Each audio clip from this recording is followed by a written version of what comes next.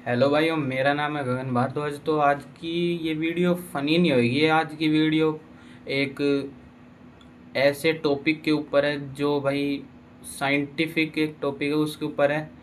इसमें आपको बहुत कुछ सीखने को मिलेगा। आप भी सीखेंगे, मैं भी सीखूंगा।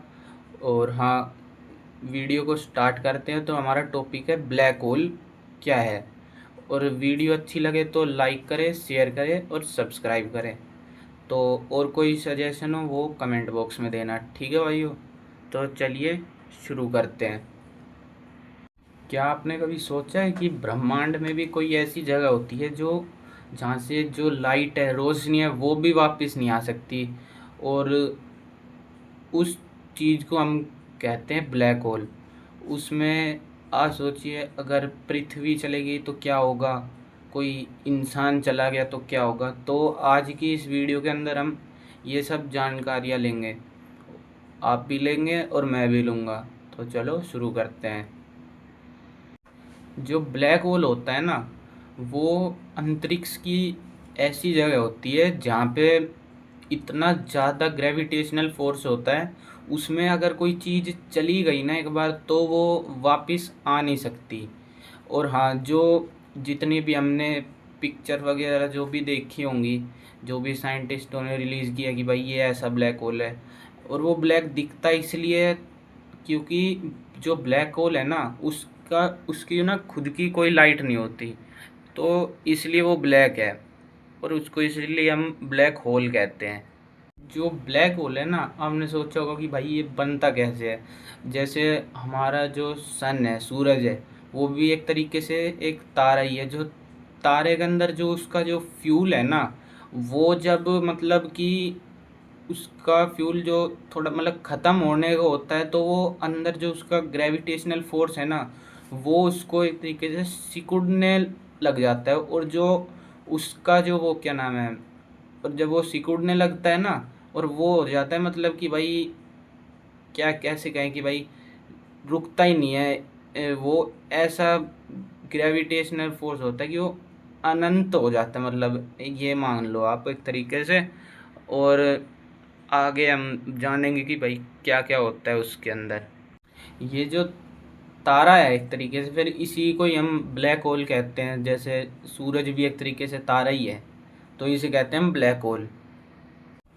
जो ब्लैक होल होती है ना, आपने जो भी इमेज वगैरह देखी होगी उसकी, तो आपने देखा होगा उसके जो पूरे चारों तरफ है, उसके एक एक मतलब बाउंड्री होती है, उसको कहते हैं हम इवेंट होरिजन।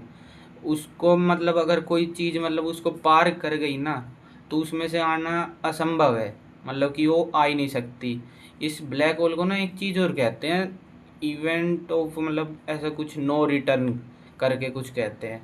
उसको भी मैं आगे बताऊंगा क्या कहा जाता है उसको। और हाँ, ब्लैक होल को कहा जाता है कि ये एक ऐसा पॉइंट है, पॉइंट ऑफ नो टर्न भी कहते हैं मतलब ब्लैक होल को। इसमें अगर कोई चीज़ चली गई, जैसे मान लो धरती ही चली गई, तो इसमें से कोई चीज़ वापस आ नहीं सकती। आपने सोचा होगा कि भाई मान लो अगर कोई इंसान उसके अंदर चला गया, ब्लैक होल के अंदर, तो क्या होगा।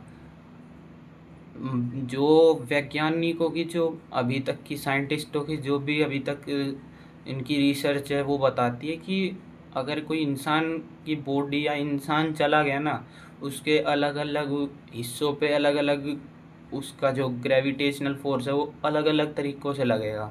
और जो ब्लैक होल है वो ना इंसान की बॉडी को मतलब कि इस तरीके से मतलब खींचेगा कि वो फट भी सकती है।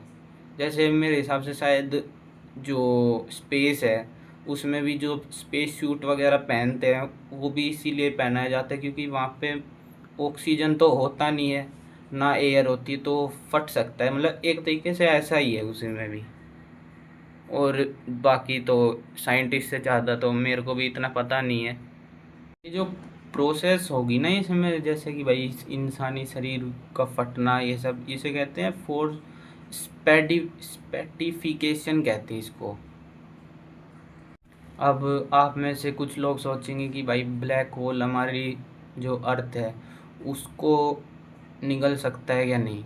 आप ये मान लो जैसे कि जो हमारा सोलर सिस्टम है उसके चारों तरफ हमारे प्लैनेट्स घूमते हैं, ठीक है।